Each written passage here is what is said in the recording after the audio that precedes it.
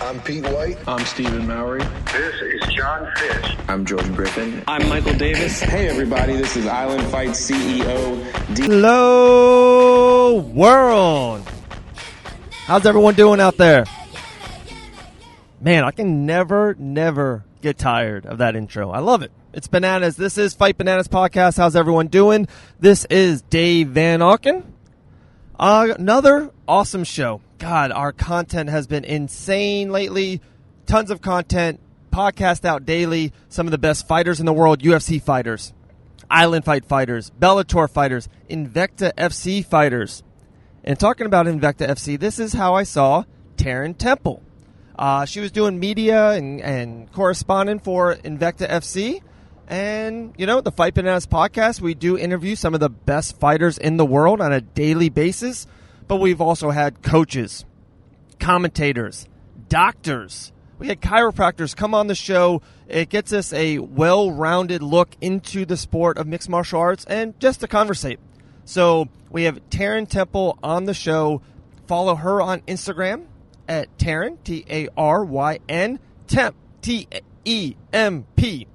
Man, you might have me sing that Fight Banana song again. I don't know.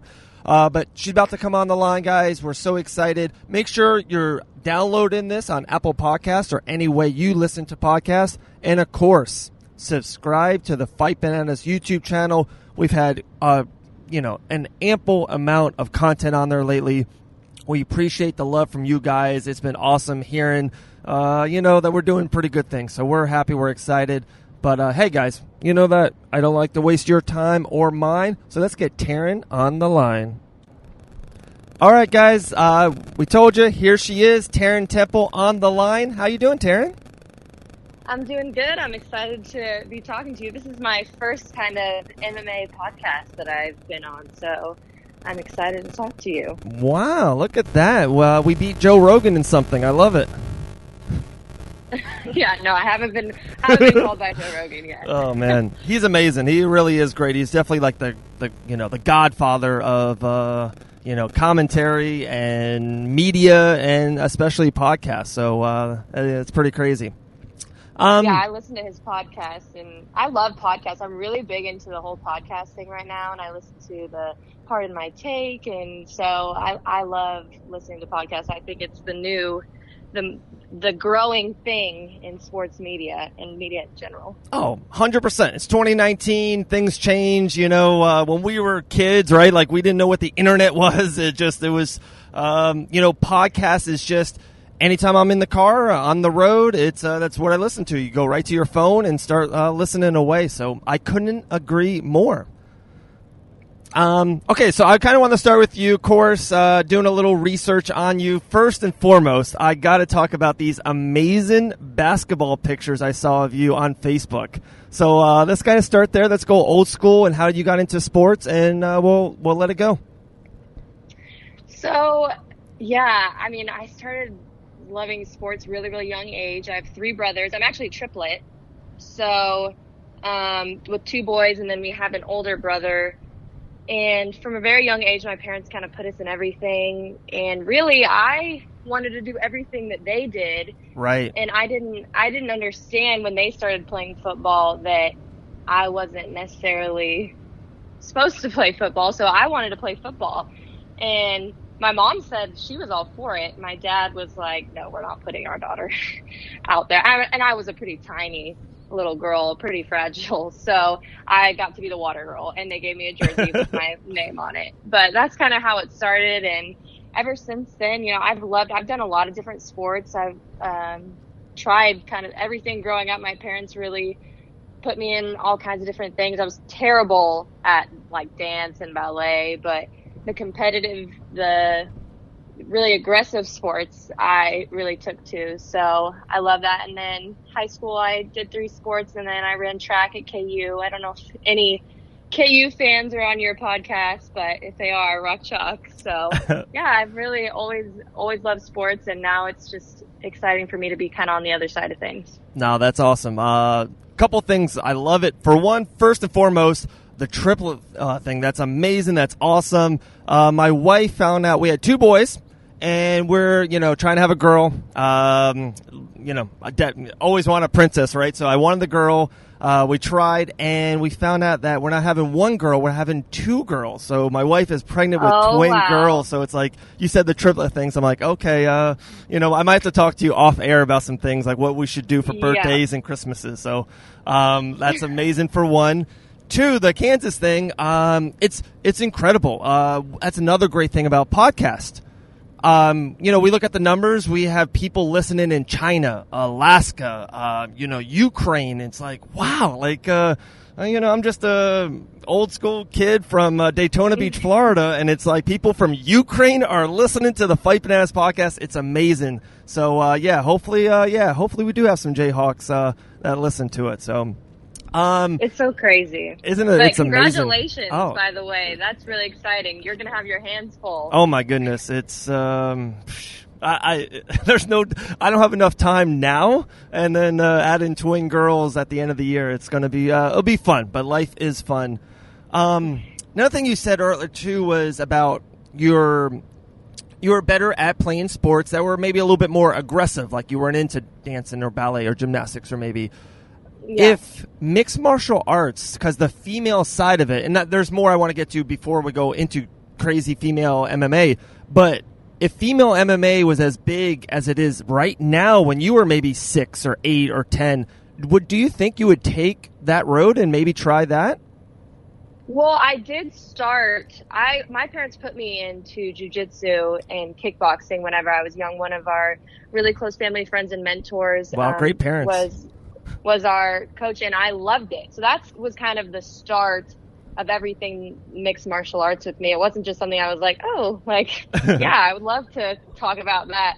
It was something that when I was younger, I trained in for years and got all the way up to red belt in jiu-jitsu. And then when I went to high school, I kind of had to focus on the sports that I was doing in high school. So that's when I kind of went away from that. And I would like to really get back into it, not in a sense of trying to be competitive, but just because I feel like it's good if I'm going to be talking about something and talking to other athletes about something. It's just good to be involved in the sport yourself, just because I think I've learned being in so many sports and talking about so many different sports that the best way to learn and to be able to talk about something is just to do it yourself. And obviously I'm probably not going to play football, and that's something that I'm just going to have to research, but a lot of other sports I can really get involved in if I haven't already, and I feel like that makes it easier for me to kind of be able to talk about them. Yeah, 100%. Couldn't agree more again. But yeah, you never know. The New England Patriots might need a new quarterback in a year or two, so never say never. You just can't do that. You never. Hey, I wouldn't put a limit on you at all. Tom Brady's going to play forever. So. That is true. That is true. We'll be doing Fight Bananas episode 4084. Be like, wow, Brady won again, guys. Talking about going into it, yeah, that is awesome. I've had so many interviews, and I was actually at Island Fight 60 and all this media scrum and the VIP in the back and talking to the fighters, and it's unbelievable what they do the day of and weigh-ins and, all the stuff behind the scenes. And until, you're in it, until you go to the gyms and see them work and train and, everything that, engages MMA, it's unbelievable. Like, the outside fan doesn't know. They think it's maybe, a little barbaric, a little, out there. Wow, they're going to fight? Like, they're going to punch each other? But it's a mixed martial art. It really is such an art form. They don't get the credit I think they deserve as fighters, as mixed martial artists. I agree. But I will say, I feel like mixed martial arts is becoming a little bit more popular, like mainstream. Yeah. A lot of times when I, tell especially older people that that's a major interest of mine and something that, I really love, they're like, how can you watch that? How can you watch these people beat each other up? But there's so much more to it than that, and it's truly an art. And especially now that I've kind of got to be on the side of the media involved in the fight week stuff and getting to see how they prepare and everything that goes into it, I have so much respect for the athletes and everything that they put their bodies through. And it really is an art, and probably one of the most challenging sports that you could do. Oh, 100%. It's the only sport, and baseball, of course, there's injuries in football and basketball, but MMA is the 100%. If you're in mixed martial arts and if you're going to become professional and fight, on a monthly, quarterly, yearly basis, the injuries and the wear and tear on your body it's just a part of it. Like, you just have to accept that, rotator cuffs and torn knees and, messed up ankles. It's just going to be a part of life. It's unbelievable. I agree too. It's the respect factor that I have for the fighters is unmatched. If it wasn't for them, you and I aren't doing what we're doing. So definitely big respect to all the fighters. Okay, so let's get into it. What was that, that moment? What was that phone call? What was the, hey, might do this, correspondent and media? How did you get on this side of the wall? Okay, so it's kind of a crazy story, and it's funny how everything works out. Love crazy. But, not that crazy. That was an over-exaggeration. But, so I just finished up at KU. I walked in the spring of 2018, and then I had my kind of capstone class. I wanted to walk with my friends, but I had my capstone class in the fall. So during that time was when I was job searching, and I was an intern, and I was interviewing like preschoolers at softball games. This was a year ago. And I was like, what am I going to do with my life when I finish this last class? I have no idea. And I was interning for where I work full time now, a sports network in my college town. And I was sitting at one of the KU basketball games in Allen Fieldhouse. I don't know if you've ever watched one of those games. Oh, but of course, yeah, big fan. Great school, the home of basketball. Yeah, they're in a little bit of trouble right now. Yeah. I don't know how that's all going to work out, but. And I don't know if you saw the Snoop Dogg stuff, but that's a whole other conversation. But so I was sitting in the media room where a lot of the media members sit during the games and kind of watch it on the TV. And I was just talking to the other media members around me, the people that were working there at the game, such as just other people. And I was talking to one of the guys there, and he's like, "So what's your favorite sport? What's something that you love?" And I was like, well, honestly, I know this might sound a little weird, but my favorite sport is mixed martial arts. I love to watch it. I love to get involved in it somehow eventually in the future. But I've always loved watching that, and something I've loved from a little girl. And he said, really? Well, that's interesting, because his name's Corey. So if Corey listens to this, hi Corey. But, he is one of kind of the head of the production of Invicta. So he works closely with Shannon Knapp, who's the president of Invicta. Right. And so he kind of told me that, and I saw it as something that was an awesome connection, but I didn't really know if it would go anywhere. And I was also just a little bit self-conscious of, I don't know if I could do anything like that. He didn't make it seem like there was anything that they were going to throw me on camera or anything. Just like, hey, you should come check it out sometime. Do a package on it for your news station. And so kind of some time went by, and then he called me and said, hey, I want you to meet with me and Shannon and see if we have an opportunity for you to be on one of our shows. And I was like, did the blood pressure went up? Oh my goodness. I couldn't believe, I just thought maybe I would go and be part of the crew, work a camera or something, because, I know how to do, that stuff as well.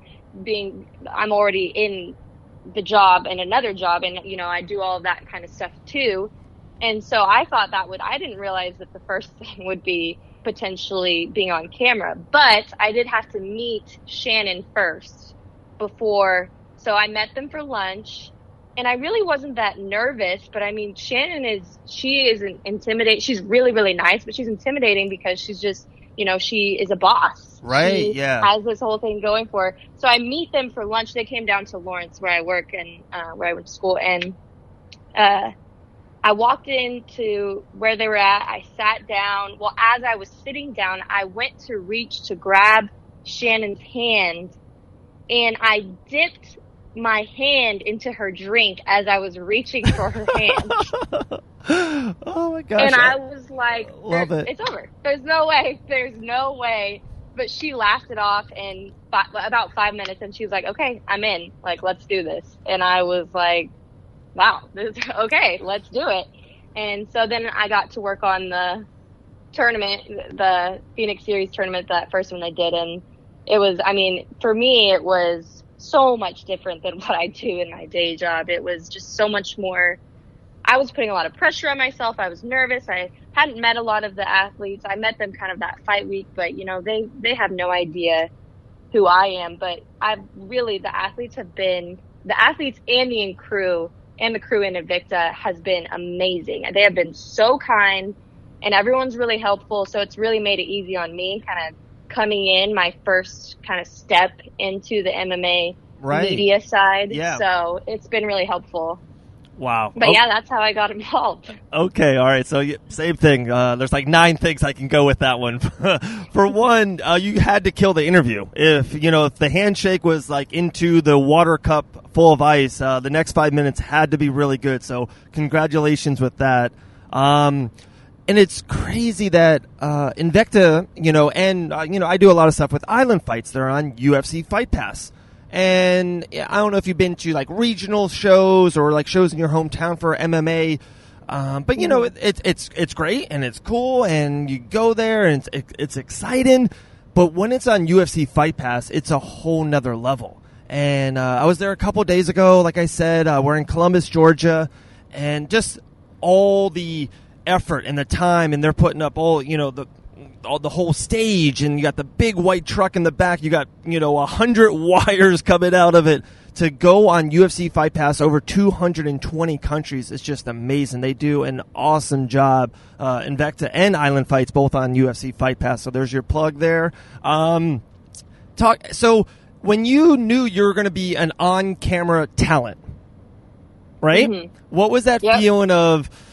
Wow, like with me, the only thing I want to get right, I think I'm on top of my feet and good enough to talk and ask a question and kind of see where the conversation goes. I can't mess up a name like that. That's the hardest thing in the world. I go back in the hotel room. I don't know if and it's like index cards, and I'm just like, okay, Taryn Temple. It's like you can't mess up the name. So how did you do it? Was that like the hardest part or the most pressure part for you was the names of the fighters? Yeah, names are really tough. Yes. Especially because there's so many fighters from all over the world. Yes. And you want to, do them justice, put them in the best light, say their name right at the very least. And so that is a lot of pressure. And I've had some hard names. I'm trying to think of what the hardest one last week it was Nicole Cagliari, but it was spelt like Nicole Cagliari.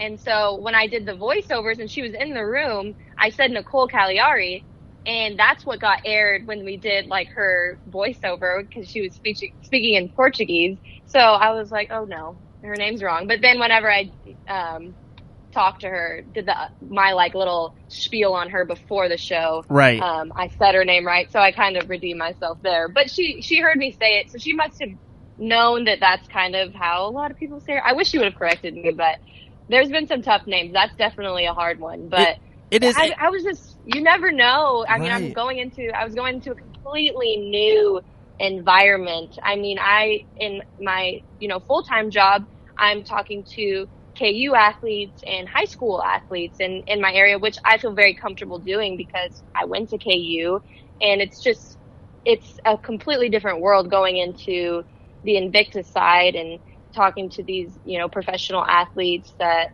have come from all over the world. And, they're used to Laura Senko always being there. And that was another thing. I was like, oh no. Well, Laura was there whenever I did the tournaments, but she wasn't when I did the N cage. So, I've just kind of been trying to make myself familiar with all of the fighters because a lot of them are pretty frequent. They'll come in and fight multiple times. So I've tried to do that and just kind of make myself familiar with all the girls, and so they don't, they're not wondering who this weird girl is. But that's just been kind of the hardest part, is just getting in there and getting familiar with everyone, getting everyone's names right. The more that I'm there and the more familiar I become with the athletes, the easier it is for me. Oh, 100%. You'll get so much more comfortable. And yeah, they've worked their whole lives. They've worked for a year, 5, 10, 15 years to be on Invicta FC and Island Fights and UFC and Bellator. And, the 3-minute video, they're going to send it to all their family and loved ones. Like, so of course, when we say Megan Cauley, we got to nail it. Like, we have to nail that name. Megan was out there, right, last week. She's she's been on the show a couple times, big fan of hers. So who has been a fighter and, over the last month, 2, 3 more months, what's like a fighter that you kind of, connected with, or became friends with, or became like texting buddies with? Has that happened yet?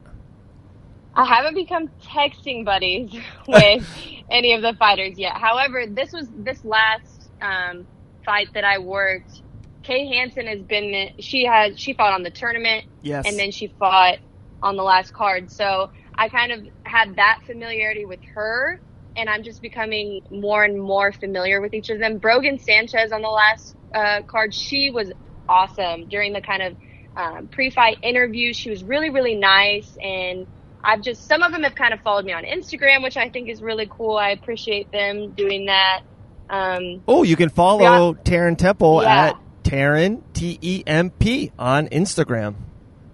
There you go. Thanks for that shout out. I appreciate it. But so basically, I've pretty much just been Instagram buddies with them. I haven't gotten to the point where we are text buddies, but Laura Sanko, she'll, if I have any questions, I can text her, and I've worked with her on a couple of the different fights. So she's been really, really awesome and a really good mentor for me. Oh. And obviously her career has been just growing and growing, and she's incredibly talented, so it's kind of a good blueprint to follow. Oh my God, yeah, she's skyrocket. She's a superstar. You can just tell, years ago it was maybe like a Joe Rogan. I remember seeing John Anik for the first time on like a UFC Fight Pass show. I'm like, wow, he's amazing. Like, he's gonna make it, and now he's the voice. He's the voice of UFC. And same thing with Laura. I remember seeing Laura 2-3 years ago, and I was like, and I remember she put out a funny video the first time talking to Dana White for an interview. I don't know if did you ever hear this story about her and Dana White? So same thing. The UFC is like, hey, Laura, you're going to work this weekend. Wow. And she was so excited. And, the UFC is like, hey, real quick, let's do a 2-3 minute thing with Dana White. She's like, okay, we'll do. Walks up and says, Dana, my name's Laura Sanko. Can I get 2-3 minutes of your time? Dana's like, absolutely, whatever you need. Okay, let me get my camera guy. 35 minutes later, the camera guy shows up, and Dana White stood next to her, and he's like, she's so nervous, and you want that camera guy to be there right away. You don't want to waste Dana White's time. And no. She's like, she was so she thought Dana would never talk to her again. Oh my gosh, he's so upset. And she said that he couldn't be, more gracious and more kind. And I was like, that's such a cool story. He's the boss. Everything we do in mixed martial arts, Dana White is the guy. Dana White, Joe Rogan. So it's just, it was a great story. And now she's on that Dana White Contender Series show, which is awesome. The UFC pay-per-views are great and all the stuff on UFC Fight Pass, but that Dana White Contender Series show on Tuesday nights, that's the best hour and a half each week. I love it. Yeah, it's awesome to watch her on those, because it kind of shows, how far, she's come. She had no background in broadcasting and started doing that, and, Shannon kind of gave her that opportunity, and she still does the Invicta stuff, which I think is awesome, that she kind of still stays with who gave her start and does that. And, she's doing awesome. And it's nice to have her around and to kind of, so I can pick her brain on things whenever, I have a question about something. She kind of has a good perspective for me to go by, because she's started from the very beginning and has, just continued to grow her career. Yeah, it's just really cool to see where you can go. Wow, there is a blueprint. There is a well, I could be on ESPN 3 years from now, 5 years from now, whatever it is. And, same thing, we brought up Joe Rogan multiple times. He's making so much money through the podcast and is talking to some of the best people. And so forget about the money. The money's cool. Money comes and goes. Yeah, I need it for my kids' college education, but it comes and goes. The best part I love about the job that I'm doing is, the communication of the fighters, the stories, the contacts. Like, I've had some of the best memories I'll ever have in my life due to this podcast and the fight game, and some of the biggest laughs. And, we go to dinner with them and lunches with them. It becomes really cool when you get connected with the fighters. It's just like, it's a cool little, bond that you'll get. It is. It's a lot of fun, and it's something, if years from now I get out of broadcast and I take on a normal job, I will still look back on this time in my life and I will think this was a lot of fun. This was something that was really cool. It's something that I can tell my kids about. But I really enjoy what I do. Yeah. And I understand it's not for everyone, because it's really, you have to grind it out. Yes. Especially when you first start out, you have to, be open to doing a lot of stuff on your own and learning on your own and being able to do a little bit of everything on camera, off camera. So it is a grind, but I've really enjoyed it. I've met a lot of great people already so early in my career, and I really want to stick this one out and kind of see where it can take me. Oh, normal is so overrated. It is. It's like the broadcast and media game, the travel we get to do and what we get to see, and I love how every show, every event, every it's different. It's like a new adventure. I couldn't imagine, clocking in, punching in, and punch it out at the same place every day. It's just the things we get to do, I think, as media members are awesome. I love it. I wouldn't trade it for the world. It's amazing. I agree. Okay, I would love to know your first memory of like the UFC, or your favorite moment, and maybe like your favorite fighter, now, old school, so kind of just like some MMA moments or fighters that you like or love. Ooh, trying to think of my first moment. So when I was really young, we used to go over to our mentor, and he was like our coach, our jiu-jitsu coach, and we would go over and watch fights over there. And I'm trying to think of the very first fight that I ever watched. I can't think of the very first one, but my favorite, I know that this person's kind of like, you either love him or you're kind of like, I don't like him very much. I'm a big John Jones fan, just because I love the attitude. Okay. And I love the him and DC, the thing they have going there. One of my favorite moment, like UFC moments, was not even in the octagon. That it was brawl? The ESPN interview. Yes. With John and DC, yes, where the cameras go off and they can still, the cameras, they don't know the cameras are still on, and they can still hear each other. That to me, my gosh. It was gold. It amazing. Was amazing. And they're literally, I heard like they're, 2 rooms away from each other. You know what I mean? Like it was like after that media scrum, after that big brawl they had in Las Vegas to kind of like promote the fight. And, they were so amped, and they were like 2-3 doors away from each other. And it's like, yeah, John Jones is like, I'm going to strangle you. It was insane. John Jones, unquestionably to me, is the greatest fighter of all time. He's insane inside the octagon. He's just unbeatable, the best ever. Some stuff that he did, a couple years ago, 5, 6, 7 years ago. Hey, everyone makes mistakes. Everyone does some stuff they probably wish they can take back. But if our lives, if everything we've done would be mainstream media, maybe some of us, people would look at us a different light. So I like that answer. John Jones is definitely the greatest fighter of all time. I agree. He's such a pure athlete too. I really, I love watching him. He's so crafty. He does a lot of different crazy things. He's exciting to watch, Yeah. Which is what I love about him. So I'm excited to get to watch him again. Hopefully soon. I have a sweatshirt with like John Jones all over it. Like I'm major John Jones fan for sure. Very cool. I think Super Bowl weekend. I think in February we'll see John Jones again on pay-per-view. Who's your favorite female fighter of all time? It can be someone in Invicta FC, or it could be someone in the UFC or Bellator, or Kayla Harrison. Kayla was just on the show a couple episodes ago. We love some Kayla Harrison here in the Fight Bananas podcast, PFL superstar. What's a female that stands out to you?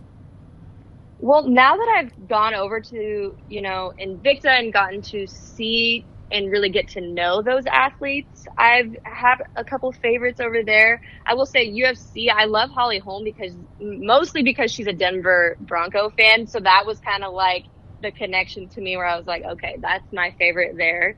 But Brianna Van Buren, Invicta, she was on the first tournament that I worked on. So I was fresh. I mean, I've only worked 3 Invicta events, but she was not only very kind to me, but she was just an awesome athlete to watch. And I knew, she had an amazing night. And after that, and right away she got pulled up to the UFC. And so she's someone that I'm definitely going to continue watching. And I really think that she's going to do amazing things. And I also, Pearl Gonzalez just from last weekend, she was awesome. She was really fun to watch, and she was really, really nice too. So yeah, those are kind of 2 that I'm going to be a big fan of.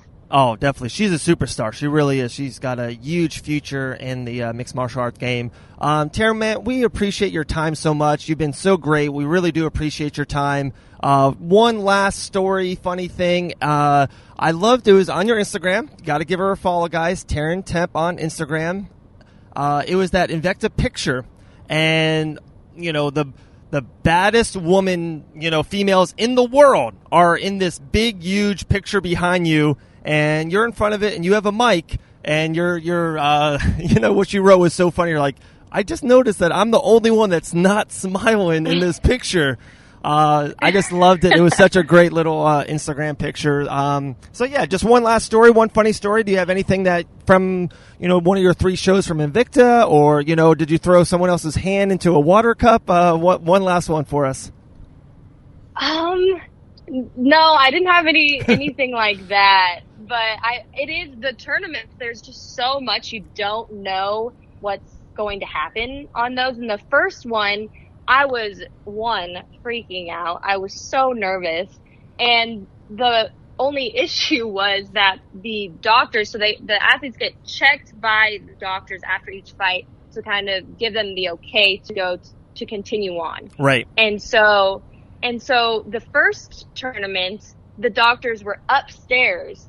And so I was about to, they're in my ear saying, okay, Taryn, you're about to go on. And I'm supposed to be standing next to one of the fighters, and they're upstairs. And this is like for the first time, I'm about to be on camera, and they're about to throw it to me.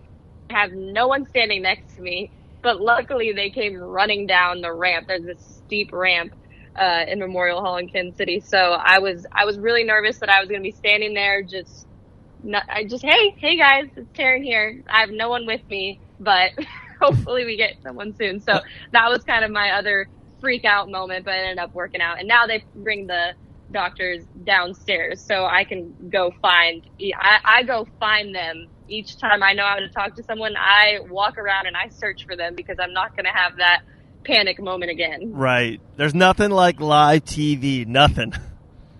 Oh, there really isn't. And a lot of the stuff I do for my day job is not always live. So that was another thing. I was like, all right, this is live, but you have to be able to roll with the punches and understand nothing's going to be perfect. Right. There are going to be little mistakes, but the things that and you probably as well are hard on yourself and myself about are things that a lot of people probably don't even notice. What I try to tell myself is it's not really about me. I'm here to showcase the fighters, the athletes, and give them the platform to speak. So once I kind of take myself out of this it's about me thing and realize what I'm there for, it makes it a little bit easier on me. You killed it. Probably the best podcast in the history of podcasts right here. Taryn Temple on Fight Bananas. Thank you so much for your time.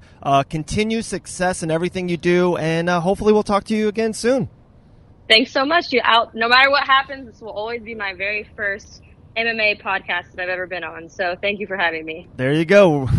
Have a good day. Thank you so much. You too.